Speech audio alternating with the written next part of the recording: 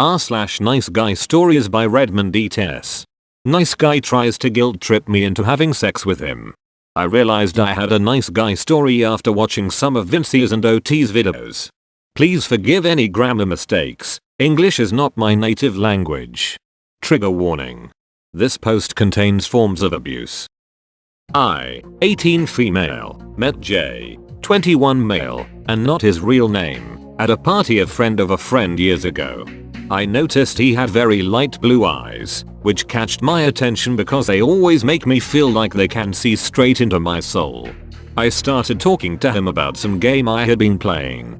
He had played that game as well, and soon we started to share tips on how to beat some of the bosses, and it was a very nice conversation.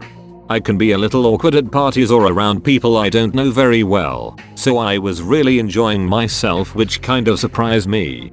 Then a surprise period happened and I was not prepared. So I had to leave in a hurry and asked a friend, who would later become a roommate, to give my number to Jay. The friend made a face and said he got weird vibes from him, but if that's what I wanted, he would help me out. The week after that we started texting, and one of the first things he said to me was how disappointed he was that I wasn't brave enough to give my number to him myself. He thought I was lying about needing to go home in a rush. But he was still happy to have met me and we should meet up soon. I was excited because I felt like I at the very least made a new friend, who maybe also was interested in going on a date. Before I continue, I feel like I should explain that my home life was garbage at that point. I went to school, had a job to provide for my family, did my internship, and had to raise my brother and sister because of an addicted parent, who also emotionally abused us at the time, and a parent who was never there. So I was always on edge and had little time for myself.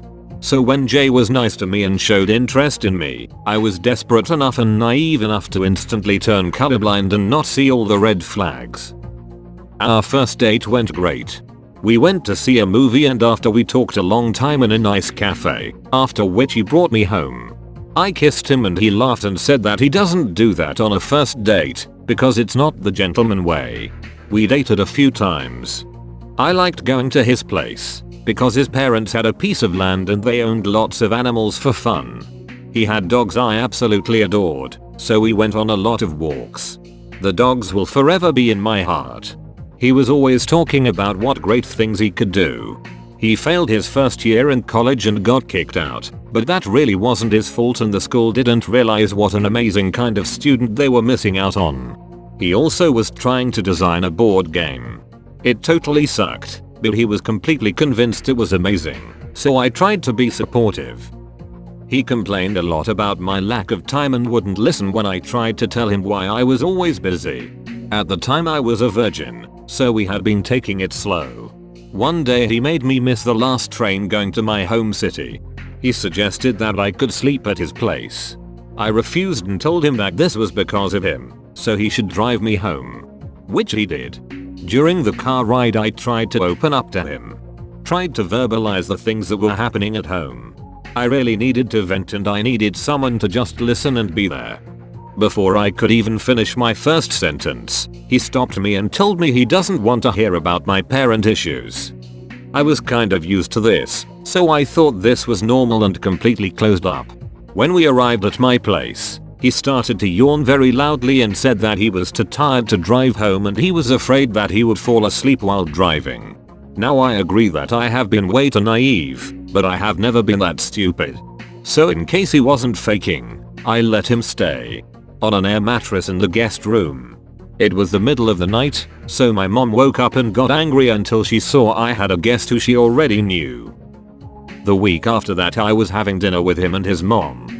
I don't remember what we were talking about, but Jay absolutely lost his shit over something very minor and started screaming at his mom. Jay was a big and strong guy, so this kind of shocked and also scared me. His mom just shut down and didn't react, which made me think this happened a lot when there were no visitors. I suggested we go for a walk and play a game afterwards to get him to calm down. So we did. We played the game in his room. I started to relax again and he kissed me. This was fine, but after a while he tried to take my clothes off without confirming how I felt about that. I know now that I am on the asexual spectrum, but at that time I didn't even know that existed. I told him to stop because I didn't want to and he stopped. Until he tried again. This time he also started to undress himself. I told him that it went too fast for me and I wanted him to stop. He had locked the bedroom door and he had just been aggressive towards his mom, so I got scared but stayed my ground. Thank everything in the universe I did not get assaulted.